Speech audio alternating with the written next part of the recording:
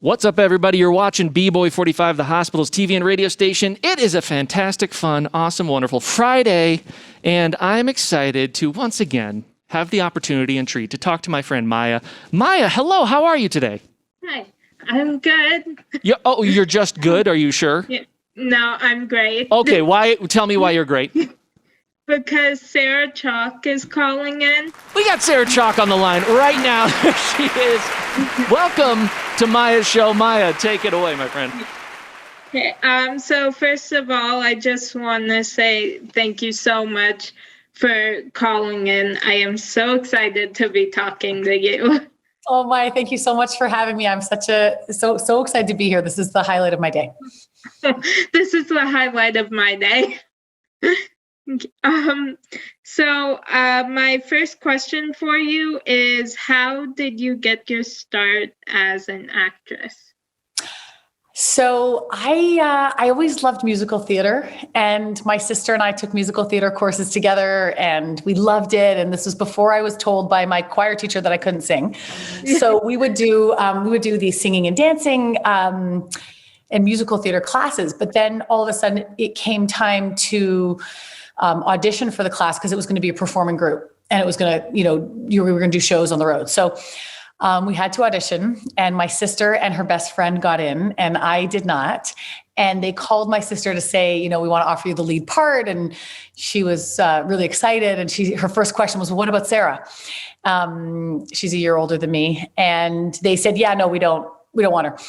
And she said, well, then I don't want to do it. And so then they called back 5 minutes later, and they were like, okay, fine, we'll take your little sister too. So my sister was like the lead of the musical and had this like shiny outfit on.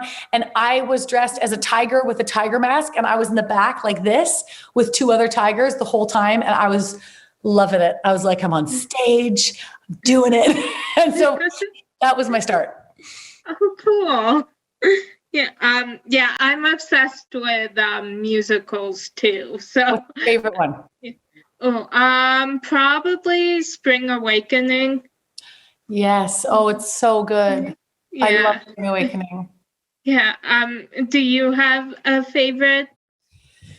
I've so many. I think Les Miserables was one of my earliest favorites. The one that I would, play on the record and dance around the house to. Oh, cool. Yeah. And one of the first musicals that I ever got to see on Broadway. And it just left such a, imprint in my mind. Oh, cool. Yeah, I always tell my mom and my sister, I'm like, my goal is to just one day go see a Broadway show. Like, go to New York, see a Broadway show. Oh, you're going to do it. Yeah, it's one of my favorite things in the world. And I live in Canada, so we don't get to do it often, but it's special. What would Spring Awakening be the one you'd want to go see first? Yeah. I'm like, if I could just go back in time and see it when it was first on. Oh, I know, right? Yeah. Yeah. So you played Elliot Reed in the show Scrubs.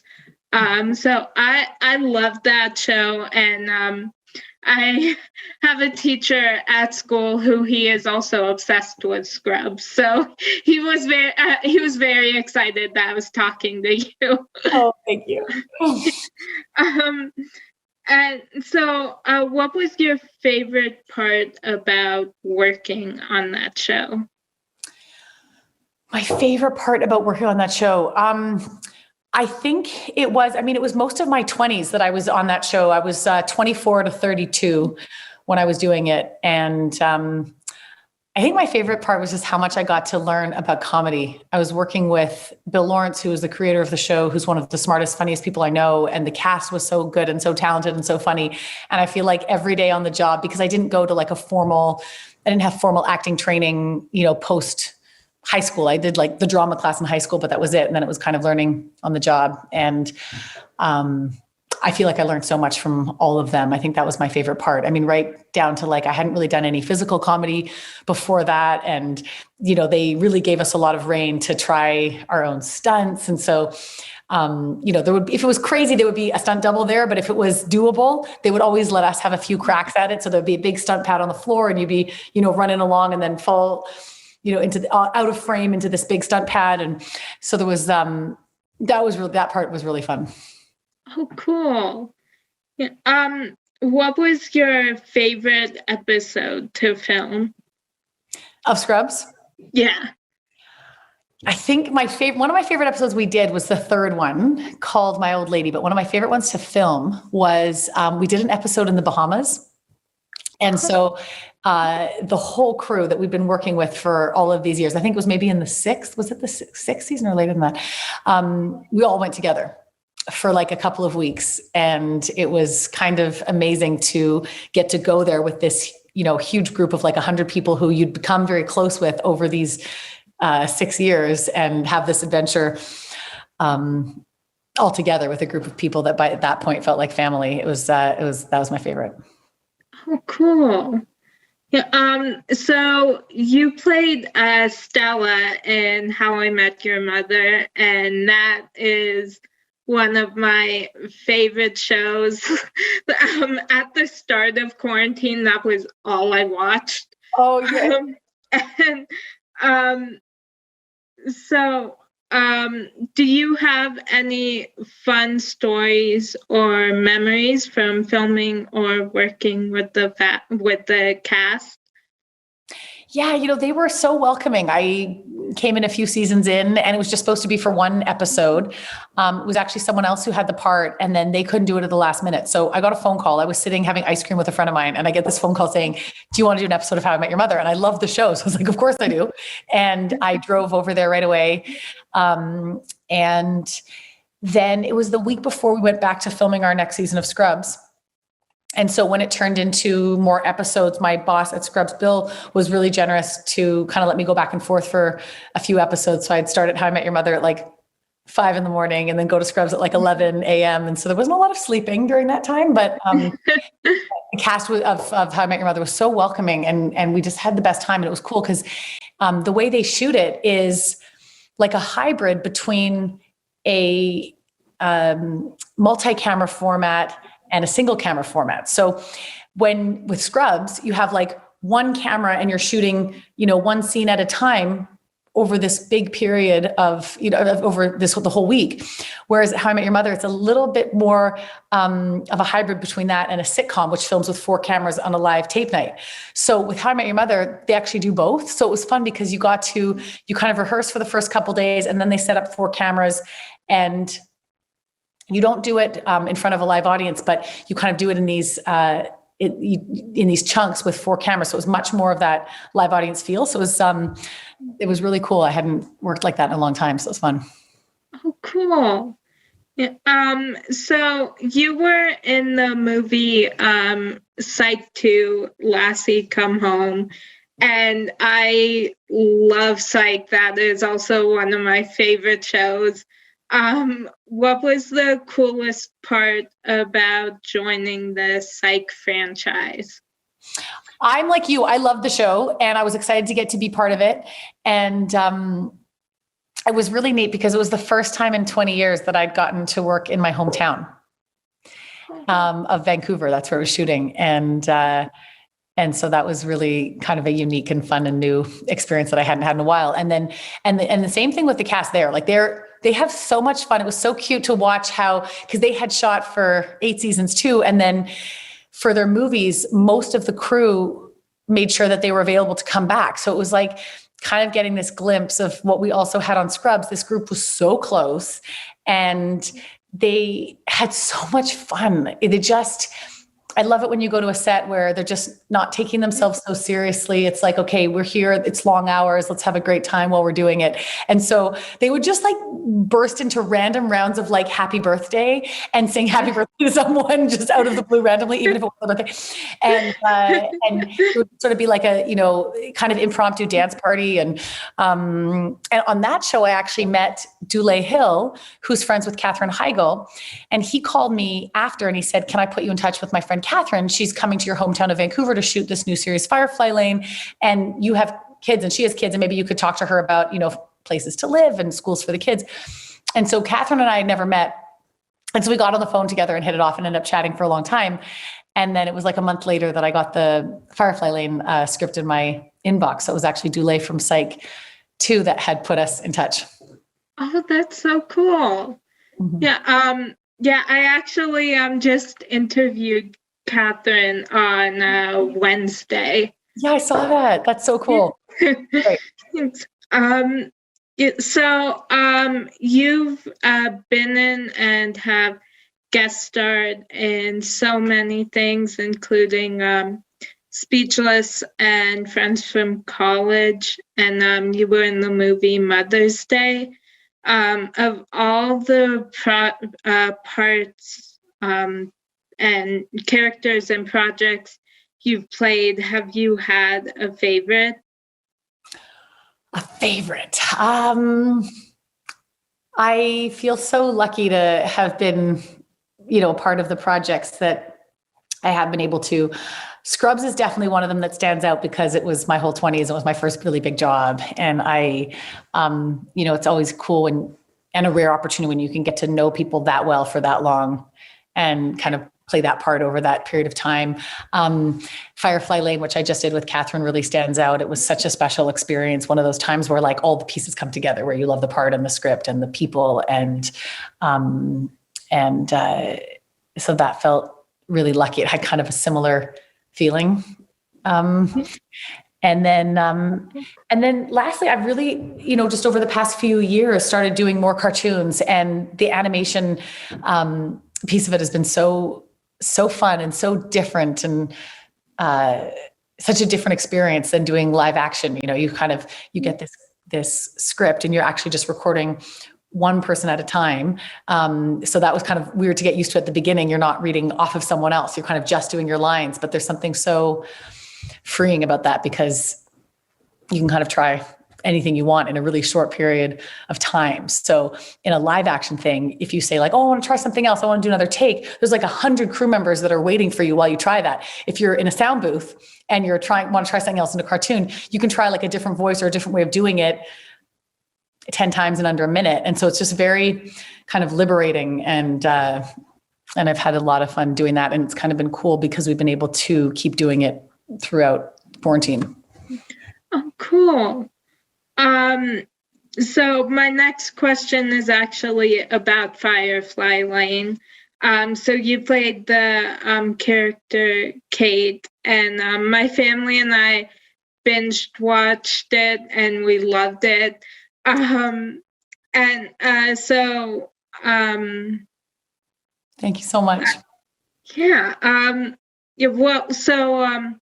Could you relate to Kate in any way? Yeah, I really could. I think, Kate, when she's younger, and that's the cool thing about Fireflies, you get to see her at like 14, 20, 40. She was such a pleaser, and I think wanted to do, everything to make everyone else happy. And I think as she grew up, she kind of came into her own and was able to find her own footing and really realize, okay, what do I want to do with my life? And I definitely was a pleaser as a kid. And I really related to that piece of it. And then also the parenting piece of it. She's trying to do her best for her kid and realizes, you don't always know what the best thing is until it's in the rearview mirror. And yeah. Cool. The show is such a great combination of funny and touching and emotional. Were there any scenes that were difficult for you to film? Yes, I definitely had to get very far out of my comfort zone for quite a few of them, which is always kind of the biggest gift as an actor. I think there's sort of few parts that you find that stretch you in that way. And so there was a lot of days where I was like, oh, I'm so excited to do this scene. And this one looks really hard, but I'm excited about it.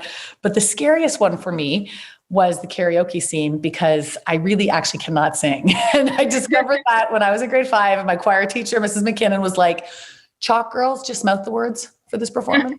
So my sister and I are like singing Christmas carols in a mall, but just going like, here comes that, just like mouthing the words with like such effort and trying so hard. But I don't have the most musical ear. And so the idea of singing in public is terrifying to me. And I love to sing, and I sing to my kids and I sing in my house, but I don't often sing in public. And so I got this scene to sing karaoke, and Maggie, the creator of our show, said, these are the 5 songs that have cleared.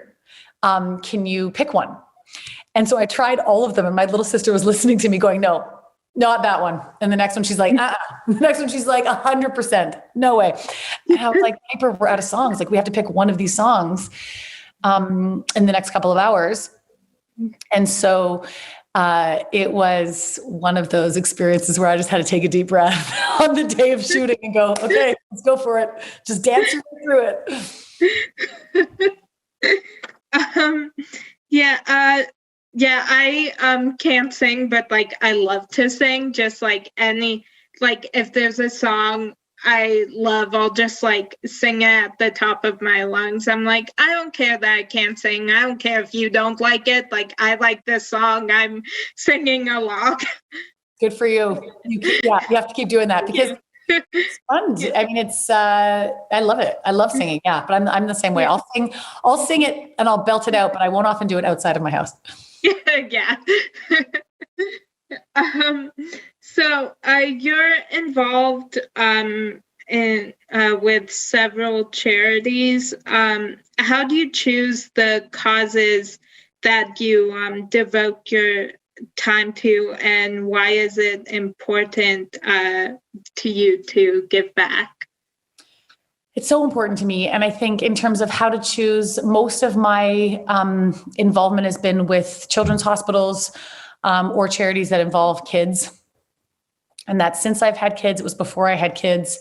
Some of the ones that I have gotten involved in, one of the biggest ones is the Kawasaki Disease Foundation, because that's something my son had when he was little. And so we've been really trying to find different ways just throughout the past decade to get involved. So we've got involved in some fundraising campaigns, and then I wanted to find a way to raise awareness about it. So I ended up doing an episode of Grey's Anatomy about it, because it's sort of like a set of symptoms that if you can they're very visual. And so after I spoke at a fundraiser, and I was initially it was a thing I hadn't really thought about how to really find a way to get the word out there. And I spoke at a fundraiser, and I spoke with all these parents who told me their stories. And there was such a similarity of trying to see these symptoms early on. And so I thought if there was a way to get those visual symptoms out to parents in a big way. And I was a fan of Grey's Anatomy, and they have so many viewers. And so I talked to Shonda Rhimes that week, actually, and she was so generous and said, we're going to do an episode about it. We're going to do it this season, and you're going to play the mom. And so I said, well, thank you so much. You're going to raise so much awareness, and you're going to save some lives. And let me sleep on playing the mom, because I just have to make sure that I can do that. Because obviously it's sometimes hard to revisit events like that in your life. And then I thought, no, this is exactly what I want to do. Is I want to not only have the story told, but also be part of playing it. So the Kawasaki Disease Foundation and the Kawasaki Disease Research Center I've been really involved in. And then friends of mine are from Kansas City, and they have a big fundraiser there every year for their children's hospital. And so it's usually about 30, I've gone, I think, for 5 years, and it's once a year, and about 30 people go, and there's sort of different events to fundraise for it. And it's been just a really neat experience to get to be a part of that. Cool. So are there any shows that you're currently binge watching? So I just binge watched Queen's Gambit, and I loved it. I love chess, and it was so well done, and that actress is so spectacular. So that is that's my latest binge. I loved it. Oh, cool. Yeah, my family and I right now, we're watching All American. Oh yeah, I have to watch that. Do you love it? Yeah, I do. It's so good. Oh, I have to watch. I haven't seen it yet. Yeah, we all I wanted to see it when it premiered, but I don't remember why we didn't watch it. So over quarantine, we were like, oh, let's watch it all now. So I know, now we all have all the time to catch up on all the things we've missed. I have so many gaps and holes in my viewing, so it's been good to catch up. yeah. So what song do you have on repeat on your playlist? So that always changes, but for the pandemic, I have been blasting U2's song Beautiful Day once every morning just to try and get us started on the right foot. Because I find it's like so uplifting, and I just love it. So my kids might be a little bit tired of it, but we're doing it. How about you? What's yours? I have two artists that are constantly on repeat on like I just like every one of my playlists is usually just like their songs, and it's Ben Platt and Asher Angel. Oh yes, good choices. Thank you. Yeah, so both of them. What? They're both so talented. Yeah, they are. Especially like whenever I have a doctor's appointment on like on our way to the hospital. Now my mom just like hands me her phone and she's like, okay, put on Ben Platt and Asher Angel, because she knows what's coming. So right. Yeah. Right. Yeah. So is there a line from a book, song, or movie that's had a big impact on you? Oh, what a great question. A question that I don't think I've been ever asked before. A line from a book, song, or movie. Well, first of all, Glennon Doyle's entire book, Untamed, which I just read in the quarantine, and I loved it. I think she's so inspiring and so great. And then my other favorite thing is actually not from a songbook or movie, but something my dad always says, which is the best time to plant an apple orchard was 20 years ago, and the second best time is today. And I love that because I feel like it's inspiring, because it's just like, okay, the moment is now. It's not too late. Yeah, maybe it could have been 20 years ago, but let's do it now. Oh, cool. Yeah, so if someone were narrating your life, who would it be and why? What a good question. If someone was narrating my life, I think my 4-year-old Frankie. Oh. I feel like when you're that age, you don't really filter everything you say. And I think it's just like so honest. And I think that kind of, just unfiltered, honest portrayal of what's actually happening. And we're kind of the same human. So like there's just so many crazy similarities. My parents said it's like watching, them. It's like, they said, like, it's like watching you raise yourself. So I think she'd be my narrator. Oh, cool. Yeah. My mom and my sister and I are just like, we're so close that we've been quarantining together since last March, and we are not sick of each other yet. And we are all like, my sister and I always joke, we're just like miniature versions of our mom. So that is a very good sign that it's been that long and you're not sick of each other. That is very, very good. Yeah. So my last question for you is, who do you consider to be a real life superhero and why? Who do I consider to be a real life superhero and why? I think that, all kids, I spent a lot of time in children's hospitals with my kids, with volunteering. And my first thought when I see all kids is, you're all superheroes. You're all superheroes, so brave and so incredibly resilient. And so, yeah. Cool. Yeah. Yeah, well, that was my last question for you, and I just love talking to you. I just want to keep asking you questions. Oh my, this is so fun. Well, you can call me anytime. We can do this again. I loved it. Okay, thank you. That's awesome. For having me. Sarah, thanks so much for making the time today. If you ever swing down to the States in Denver, swing by the Children's Hospital Colorado Seacrest studio, and we'd love to have you. I would love it. Awesome. All right, Sarah. Thank you so much. Thank you. Take care. Bye. Bye.